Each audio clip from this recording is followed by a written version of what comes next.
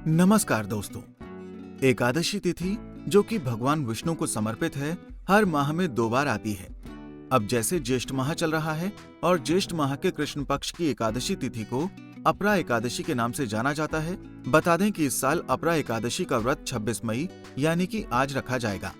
मान्यता है कि जो कोई किसी कारण से एकादशी का व्रत ना रख पाए, उसे अपरा एकादशी के व्रत की कथा व महिमा जरूर सुननी या पढ़नी चाहिए। कहते हैं कि व्रत कथा के सुनने मात्र से ही व्यक्ति को अपने कष्टों व पापों से मुक्ति मिलती है। तो चलिए अब आपको अपरा एकादशी की व्रत कथा व महिमा के बारे में बताते हैं। अपरा एकादशी की व्रत कथा। पौराणिक कथा के अनुसार प्राचीन काल में महिध्वज नामक एक धर्मात्मा राजा था। उसका छोटा भाई ब्रजध्वज बड़ा ही क्रूर, अधर्मी और अन्यायी था। वो अपने बड़े भाई से द्वेष रखता था। उस पापी ने एक दिन रात्रि में अपने बड़े भाई की हत्या करके उसकी देह को एक जंगली पीपल के नीचे गाड़ दिया।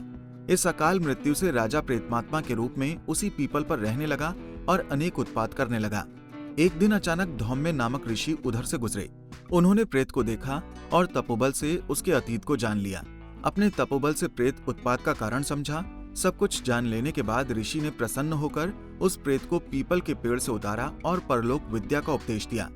दयालु ऋषि ने राजा की प्रेत योनि से मुक्ति के लिए स्वयं ही अपरा एकादशी का व्रत किया और उसे अगति से छुड़ाने के लिए उसका पुण्य प्रेत को अर्पित कर दिया। जिस पुण्य के प्रभाव से राजा को प्रेत योनि से मुक्ति मिल गई। वो ऋषि को धन्यवाद देता हुआ दिव्य देह धारण कर पुष्पक विमान में बैठकर स्वर्ग को चला गया। कहते हैं कि अपरा एकादशी की कथा पढ़ने अथवा सुनने से मनुष्य सब पापों से छूट जाता है और उसे मुक्ति मिलती है। अब जानते हैं अपरा एकादशी की महिमा के बारे में। एक बार अर्जुन ने श्री कृष्ण जी से कहा, हे प्रभु, ज्येष्ठ माह की कृष्ण पक्ष की एकादशी का क्या नाम है और उसकी महिमा के बारे में बताएं।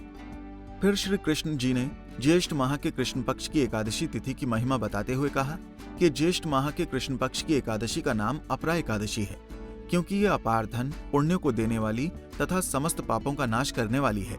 जो मनुष्य अपरा एकादशी का व्रत करते हैं, उनकी लोक में प्रसिद्धि होती है। अपरा एकादशी के व्रत के प्रभाव से ब्रह्म हत्या, प्रेत योनि, दूसरे की निंदा आदि से उत्पन्न पापों का नाश हो जाता है।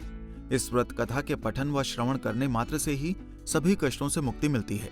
अतः मनुष्य को इस एकादशी का व्रत अवश्य ही करना चाहिए। ये व्रत सभी व्रतों में उत्तम माना गया है।